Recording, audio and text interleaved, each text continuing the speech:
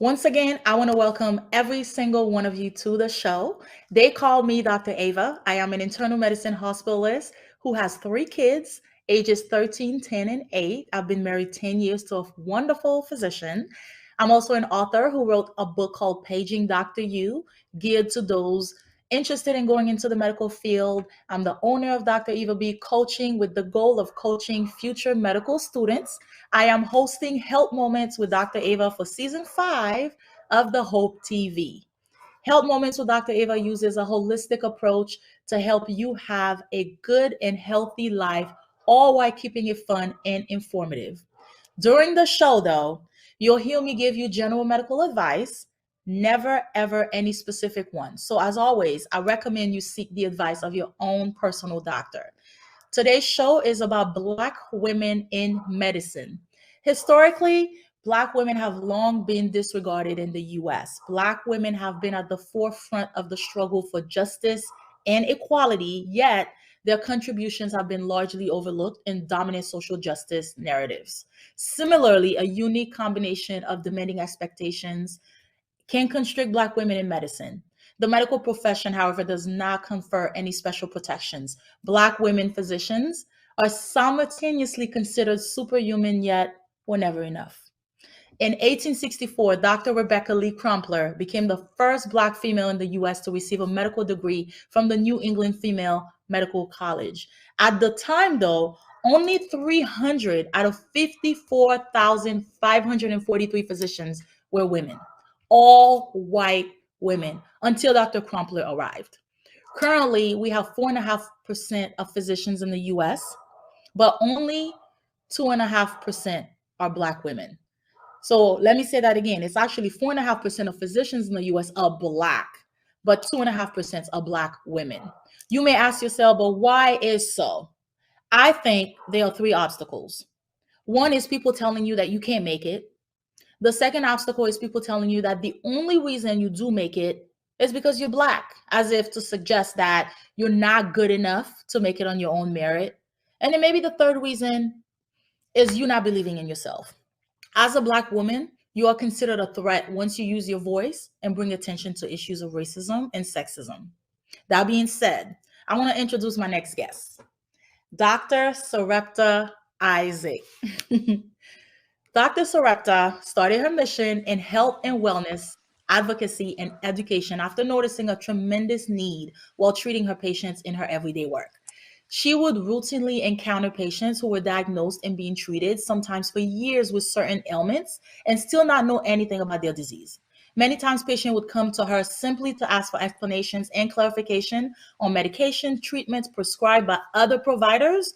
The passion and commitment to motivate, educate, and advocate came from this.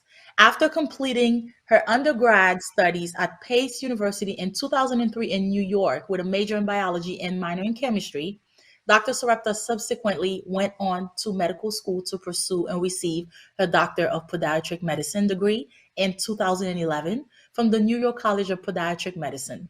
She went on to residency training at South Nassau Communities Hospital in Oceanside, also in New York. She served as chief resident in the podiatric medicine and surgery residency program during her final year. At the end of her studies, she was awarded a completion of podiatric medicine and surgery degree with an added credential in reconstructive real foot surgery. Welcome to the show, Dr. Isaac. Thank you so much. Thank you, How Dr. are you? Ava. Wonderful to be here. I I'm so am happy you're here wonderful. with I'm us today. great. This is awesome. I'm Thank so, you. so Thank you happy for you're here with having us me. today. So tell us a little bit more about you and your journey. Oh my gosh. Well, first of all, that intro was so, I think it was so fitting, right, for what we're talking about today. And my journey, sometimes we don't often sit back and think about the journey, what it took for us to get here, and I think a lot of times it happens more so for us as Black women because we're always in this race, right? We feel like we always have to keep going, and we always have to move to the next step and get to that next goal. But it's great to be able to sit back sometimes and just hear where you've come from, hear how far you've come, and give yourself credit for that. You know what I mean? So this is wonderful. Thank you for having me. My journey has been A journey, right? It's been very interesting. Now I'm practicing here. I'm in private practice here in Atlanta, Georgia. Started my practice a year out of residency, which most people thought I was crazy. They still think I'm crazy because, who does that, right? You need to be practicing for a while before you can go into private practice. But moved here from New York with a small child. I have a 10-year-old daughter, single mom, got divorced during residency, which was another crazy aspect of the journey, and just came here and really started, hit the ground running. You know what I mean? Just trying to make the thing happen. And here we are. And you're doing So great here I things, am. by the way. You're doing wonderful things Thank for the you. community. Thank you, I my love to friend. appreciate that about you. Thank So you. first of all, how did you get into medicine? Wow. So I think my passion started, or my interest, I guess I should say, started in high school. In high school, I started to develop this interest in science. So I actually started from science, loving chemistry, falling in love with it. And interestingly enough, what got me interested in chemistry was because the first Black scientist that I Mm. ever had, scientist teacher that I ever had, was in the 11th grade. I still remember this woman. She came in, she was new to our school. Yeah, she came in and they introduced her as her being our new chemistry teacher. And I think that's when it kind of dawned on me, like, although I'm like in the 11th grade at this point, I guess I'm about maybe 16. And that's when I'm realizing that, wait, you're going to be our chemistry teacher? No other Yeah, teacher looks like you. that's You know what why I mean? As a matter of fact, representation you look like, matters, right? Because you saw yourself that's in her. right. She looked Yes, like you look like her. And absolutely. she was standing in front of That's you, right. teaching you. She was the chemistry teacher. You had never seen anybody look like her. And you were like, wait a minute, Never. she's right in front of me. I could do this too. That's right. That's Yeah, right. It that's was just amazing. like an awakening. Oh my Yeah. God, she was wonderful. And she poured so much into me, and just being herself. You know what I mean? I would watch her, how she would explain lessons, and she was so smart and so graceful. And it just showed me a different aspect. It showed me something else that I could be, along Right, with the fact that I was interested in the sciences. You know what I mean? So I think right. that really helped to awaken, yeah, this interest in science. So tell me, what drew you to podiatry? Yeah, that's a good one. I get that question all the time. They're like, "You like feet? How do you how Why do you do it? How do you podiatry? do Like, it?" tell me. Oh my gosh, so much. But one of the main reason really was because of a family um, occurrence that we had. I had an aunt who, growing up, she was a diabetic, and unfortunately, she was an uncontrolled diabetic, and she dealt with a lot of different foot ailments and issues as a result of her diabetes. And growing up, I would always hear about this one aunt, how she was constantly going to the doctor. But not just was she was constantly going to the doctor, but she was always going to the foot doctor, to the podiatrist all the time. Like we would hear about, she would, and come to find out later, in my studies, that if she was dealing with ulcers and infections and things like that. But I didn't understand it at that point. I just always hear her going to the foot doctor. And I'm like, why is she always going there? What is the issue? Why that? And as I got older and I started to understand that it was a result of her diabetes, and for her podiatrist was everything because she was trying to save her limbs, right? She was trying to save Right. her legs. And so, she would have weekly appointments with this podiatrist. And that really kind of got me very interested in the field. During college, I had an opportunity to shadow a podiatrist back home in Brooklyn, where it was actually two podiatrists who were brothers, and they had a huge practice, a few practices all over the city. And so I really got a chance to learn about the field of podiatry, how it Right. afforded you the opportunity to practice both medicine and surgery, which I thought was crazy because, Right. traditionally Right. you think you have to pick one, right?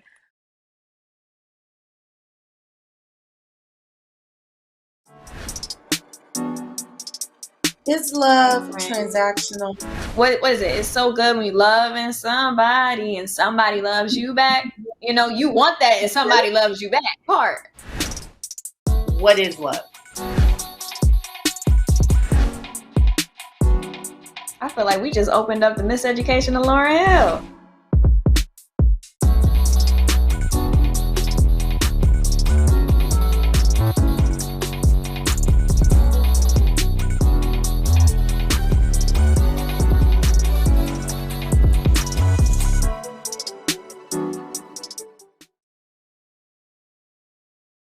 This is the story of a boy who is very sensitive to lights and sounds.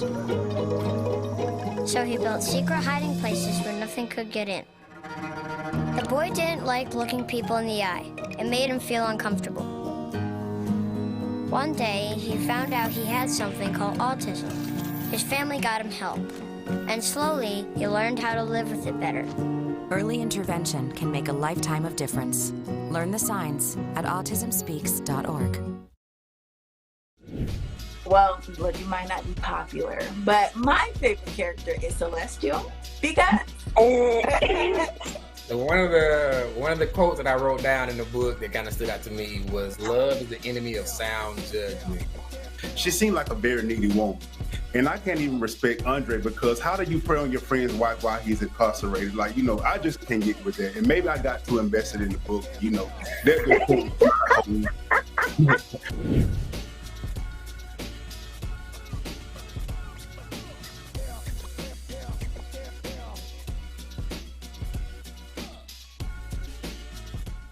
I'm realizing that some people might have never heard of a podiatrist before. Right.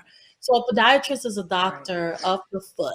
They do surgeries as well. They take care of your foot, your bunions, your diabetic issues, your neuropathy. If you have a broken toe or broken anything, they take care of anything that involves the foot. You want to say anything else? Your nails, your toenails, fungus, right? All of it. All of it. Yep. And the foot is a very important part of the body. Yeah. Right. A lot of people don't realize that, we kind of take it for granted. It's funny. I tell people don't think about their feet until something happens, and then they call in my office like crazy, right? You're calling the answering service at 2:00 in the morning.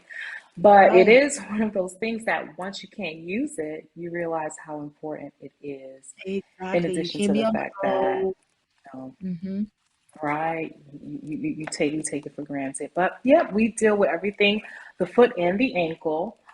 So anything from ankle fractures to, things like trauma in the lower extremity to sort of like aesthetic things like bunions and hammer toes and heel pain and stuff like that. So it's a wide range. And it affords you a good amount of things to do. Yeah. So how we're essentially unicorns, me and you, okay? It's not that many of us in the field of medicine in general. I mean, when you think of all the hundreds of thousands of doctors in the United States alone, only 4.5% are Black. And out of the 4.5%, about 2.5% are Black women. It's crazy to me to think that we make up about 13% of the population, but only 4.5% of physicians. That representation is not there, and I'm not surprised at all when patients have never seen, there's been so many patients I've never seen a Black doctor in their lives. I've never seen one when I was growing up. Aside from my parents, obviously, and that's very, very common. We live in the Atlanta area. Not that common in Atlanta. We're lucky here to have kids because you have a daughter. I have 3 kids. They are going to see Black doctors because we're in Atlanta. That's unusual. But for most places in the country, that is not the norm. So I want to ask you, what is it like being a Black woman in medicine? And tell us. Oh my gosh. Like, you want the good, the bad, and the ugly? You want it all? The good and the bad. I want to know what it's like being. Censoring it? Yes. What is like being you doing what you do? Oh my gosh, it is crazy. It is.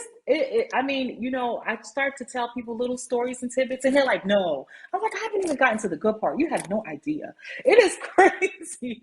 You know what I mean? We all have the same sorts of crazy stories. Anything from like you're rounding at the hospital, about to go see a patient, and someone stops you and asks you to pick up their trash because they mistaken you for the trash person. Because of course you got to be the trash person. You know what I mean? Or things like your business. I have a private practice. People come into my practice all the time, and new patients, and patients straight up tell me they are shocked that I am Dr. Isaac.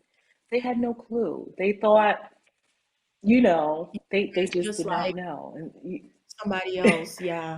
right, Yeah. And right. that's There's an that's air of because shock to that happens them. to all of us. That happens to all of us. Like you said, we all Right, have the same stories. right, right. So there's just, and you Being know what? And mistaken. I think for us, I'm sorry, go ahead. No, no, go ahead. Go ahead. Yeah. I think for us, what's interesting is that we also get it from different sides, which is what I think a lot of people don't think about. We get it one side where we get just what we described, people being shocked that we're the doctor, people um, questioning the fact. I mean, I got asked one time for a patient straight up. They asked me for my credentials, as if I was carrying them in my lab coat. So we get at that part, and then we also get sometimes we get it. Unfortunately, if we're going to be 100% honest, is we may get it from our people who sort of do look like us as well, because there may be some issues there or some confusion there as well. So it's just really, like you said, you phrased it perfectly. We're a unicorn where a lot of different people don't. It takes them a second to understand it. Even if they kind of know, it's like, are you really the doctor though? Like for real? Oh, Right. okay. You know what I mean? And Yeah. it's crazy.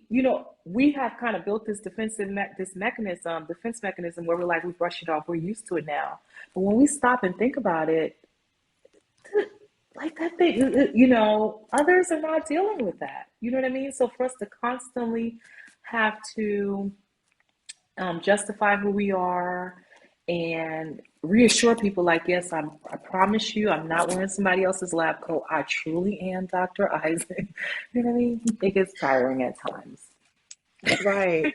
So true. Yeah, it's so true. Yeah. Because throughout our whole career, we've been having to go through these microaggressions on a daily Yeah. basis, multiple times a day, that it becomes a normal. That's your normal. That's our Yeah. normal.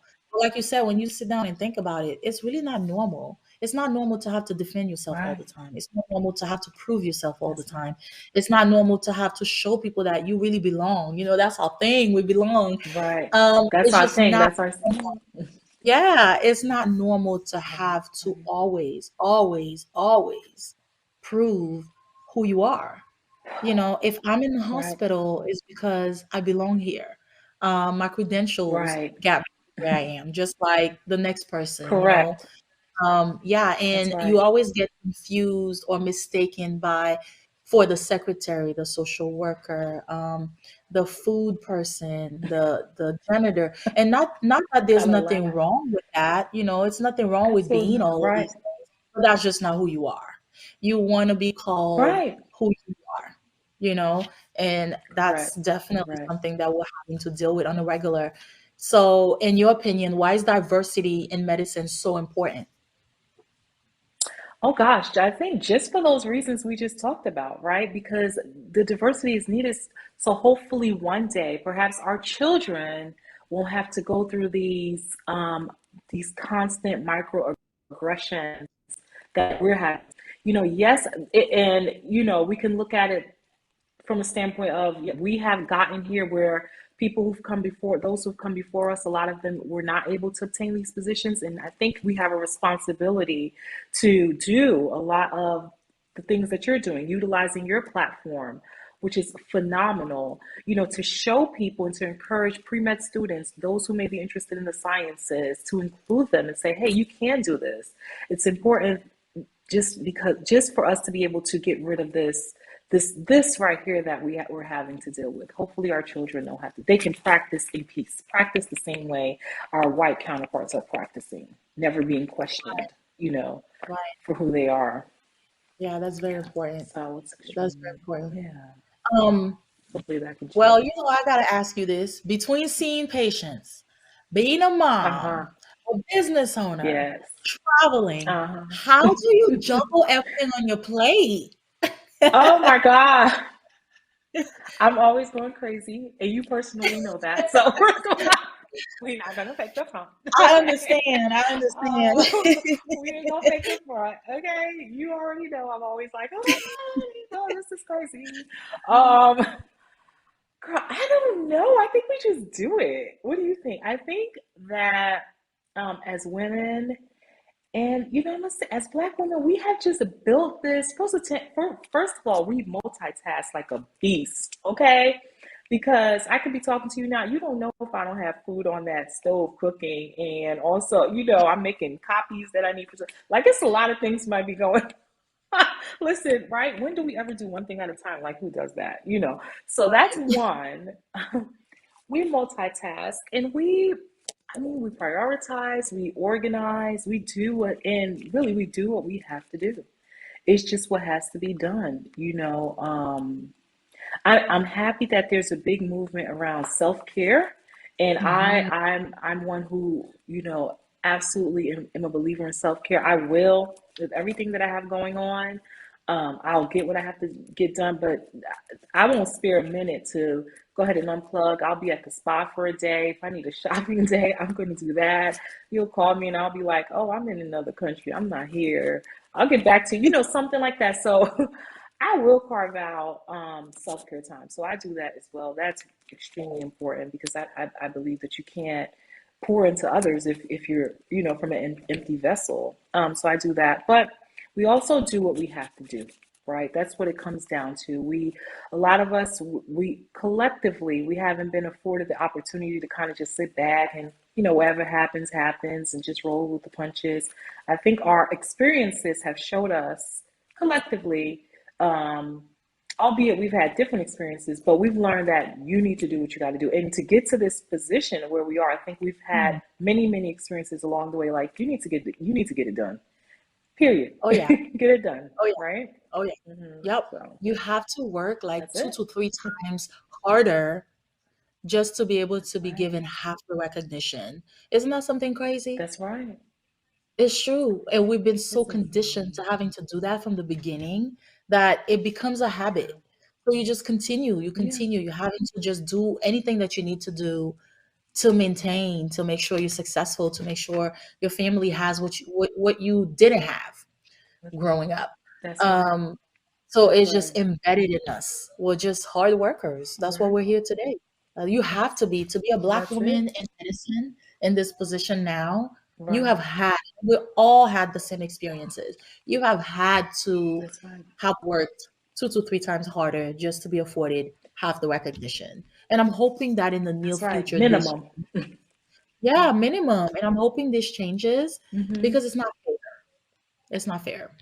No, it's not. It's not. Yeah. And I share that same sentiment. I hope for our children, I hope that we're laying the foundation that they don't have to, you know, that motto doesn't have to be true for them. Work twice as hard and, you know, deal with the microaggressions. But for now, this is what we do. And all we could say, I guess, along the way, make sure you take care of yourself, take that time that's needed, you know, unplug when you need to, and then get back into it because that's what's needed to survive being a Black Absolutely. woman in medicine today. Yeah. Absolutely. Yeah. Absolutely.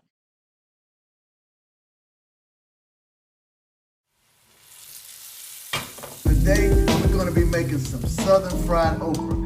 I know you guys probably saying, ooh, I don't like okra, it's too slimy or whatever. But I'm going to tell you, the way we're going to deep fry this thing, you're not going to taste any slime.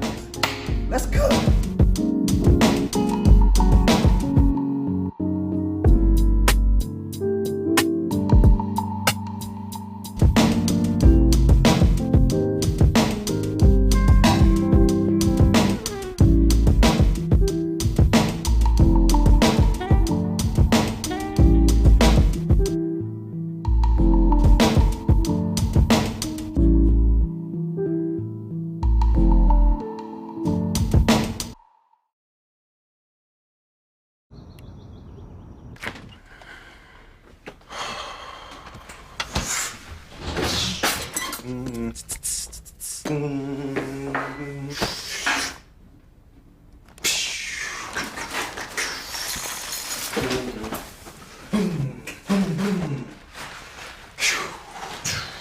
We are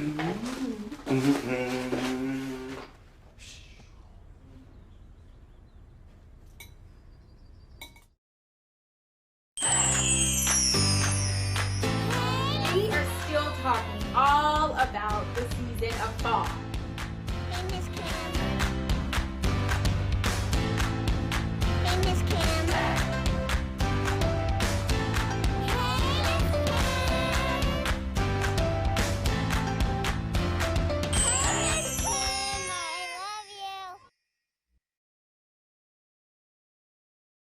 A lot of people find it hard to bring up concerns about their health to their doctor. Why do you think advocating for yourself is so important, and why is it sometimes so hard? I think it's many things. I think it's hard for people to advocate for themselves. First of all, because they're fearful. They are Mhm. scared, right? They're scared. I think traditionally it's been like this whole thing where a doctor is, the be all, the last say, and whatever they say, they don't question. And that's not a practice philosophy that I hold. I tell my patients, personally, when you come to my practice, I am a co-captain in your health. Right. I'm seeing many people but you are an expert in yourself. And so I can tell you based off my studies and my experiences, I can give you recommendations and treatments that I know to be effective for your specific diagnosis or ailment. But you have a responsibility to tell me if you feel otherwise, if you feel, and we'll have a discussion about that. Perhaps I might have prescribed something or recommending something that you've had an adverse reaction to, right? You're responsible to partner with me, right? This is a partnership. And I think people have been fearful to talk to their doctors that way because doctors don't usually invite them to do so. That's the first thing, right? Right, And then the right. second thing is, I think that for a lot of people as well, because of what we were talking about before, if the doctor doesn't look like them, you imagine, let's say a young black, a young female, maybe in her 20s. I've been in this experience. I've had this experience, going to a doctor, an older white male in his 60s. We have nothing in common. I'm Mm. trying to get through this visit as quick as possible, sir. I guess whatever I don't even know much, you might be, and then sometimes as doctors, we get into the lingo, the jargon, and, there's 15 minutes to this visit and we're out. I mean, you know what I mean? So you can't relate to that person. And for a lot of minorities, especially if they can't relate to their doctor, there's fear, there's people do not understand what's going on with their health. I think it's multifactorial. So many things They going don't on, trust. right? They don't trust because of what happened before. They don't It's mental trust. illness, mental Exactly. illness. But that's Oh my why gosh. representation matters, and that's why I'm so glad you're doing this to Right. see how wonderful you are, Thank how much of you. a boss you Thank are, you. Thank and you, my how sis. you impact Likewise. She the like the community. biggest boss. She's like It's the biggest boss, y'all. But okay. Okay. because you're rare, like you even more rare than me. I'm internal medicine, like I know 2.5%, but you are even more rare. A black podiatrist, and then a black podiatrist who has her own practice. I mean, come on. Oh my I gosh. don't even think there's anything I like that within 50 miles of you practicing. So uh you probably not haven't a even lot. researched it, but it's true. I don't, it's Not many. depressing, no, but yeah, not many, and so that's another point. It's not many of us. And sometimes like we have to, we deal with certain things within ourselves. Like, we read a lot about imposter syndrome. I Mhm. remember when I first graduated residency and I started attending like my state conferences, my state medical conferences, you get your CMEs and do your lectures and stuff. It's like, I don't, so that means I done graduated med school, graduated residency, everything. And these are my colleagues, but nobody, I do not feel like they were Yes. my colleagues because they, Yeah, like you the look exact around opposite and of me.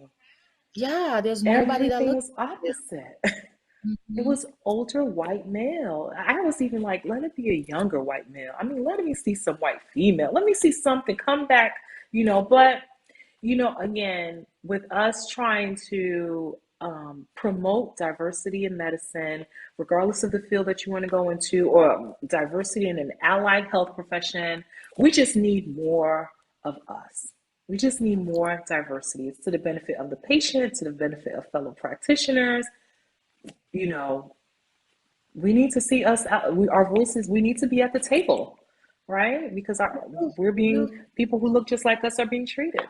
So, Yep, we do. And it's not because we're not smart, and it's not because we can't do it. It's those three obstacles that I'm thinking they are. Either somebody told you can't do it and you believe them and you quit, right. or somebody is telling you, well, the only reason you will make it is because you Black, like affirmative action, so that you don't believe in right. yourself, or like the third, you don't believe in yourself. Again, I think it's one of those three things. If we can instill that in our young Black women earlier on and let them know, don't listen to what people say. If you believe in it and you can do it, go ahead and push yourself. And it doesn't matter if you're in because of affirmative action. You are in at the end of the day. Right. Okay. You're still in. Right. You're still here. That's the I don't right. That's the message right there. Right. Mm-hmm. So right. What 3 lessons would you impart to the up and coming young Black female physician that you wish you had known in your training or the first few years as an attending? Oh my gosh, that is so 3 good. lessons. I love that question. That's a good one. That one is juicy. Let's see. Gosh, one? No, this gets me so excited. But one is something that you and I, we practice this all the time. And we even say it, right? This is our mantra. That you need to remind yourself that you belong. Right. You seriously, that imposter syndrome, I was not ready for it. When I graduated, I thought once I got there, that's it. I know I had to double. Is that really my name on that degree? So whatever you need to do, you belong. Number 2, do not allow people to tell you who you are. Mm-hmm. Right? You tell people who you are. Sometimes people want to tell you, or they want to box you. That's something that I went through a lot, especially in the very beginning of my attending career. When people told me, nobody does that. You do not go to a new state, practice with a group for a year and open up your practice. You don't even know anyone in the state. And I would explain to people, no, I have this great business idea. This is how I'm going to do it. They're like, nobody does that. And then I would sit back and say, well, just because nobody else does, that doesn't mean I can't do it. Maybe you can't do it. I could do it. Maybe you can't do it. You know what I mean? So don't people sometimes like to tell you who you are and what you can do. And you're like, oh, you talking about yourself. You're not talking about me. So imposter syndrome, I would say, don't let people tell you who you are, and then keep pushing, right? I guess it's kind of more of number 2. Don't stop as well, because sometimes people like to kind of tell you, okay, that's enough, keep pushing. Keep going. If it's something that you truly desire, right? Keep going for it. Don't let people define you. They don't put you in a box. That's when I really get when they're trying to put me in a box. I break the box.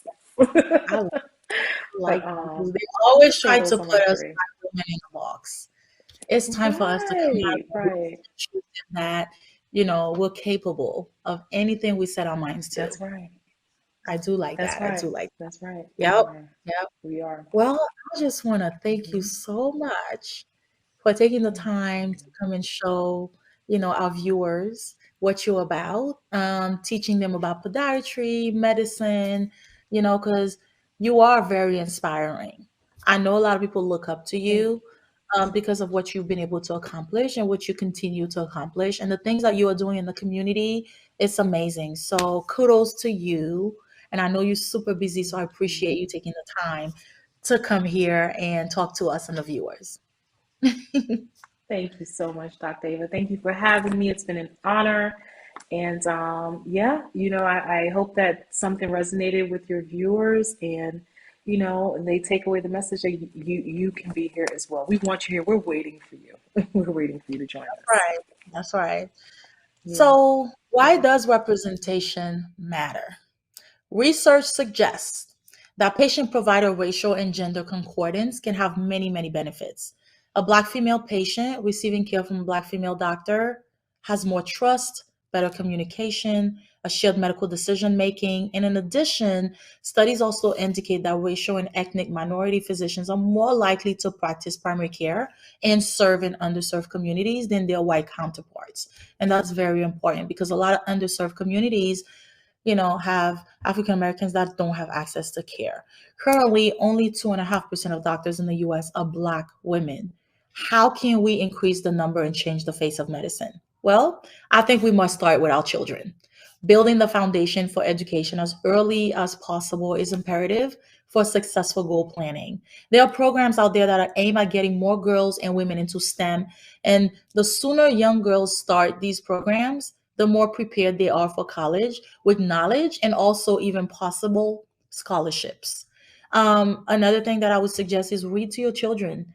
Making reading and learning a daily ritual will build their love of learning and also establish the practice, not as a chore, but as a way of life. And that is important. Get them help. If your children are in need of a tutor or a mentor, seek help for them. Because sometimes as a parent, we don't know everything. I mean, I don't really know math that much. I'm not the best at math. It's been a long time. So I get a tutor for my children when it comes to math. I'm not even going to try. So that way I can make sure that they're successful and that they continue to prosper. Also, positive nurturing, words of affirmation for your children's future and present greatness is imperative. Letting your children know that you are interested, invested in their dreams and goals will go a long way towards helping them reach their fullest potential. More Black doctors simply mean more Black lives saved and fewer health problems. More Black doctors also mean greater trust in the system, better communication. More Black doctors also simply give patients hope that the world is committed to providing equitable healthcare for all.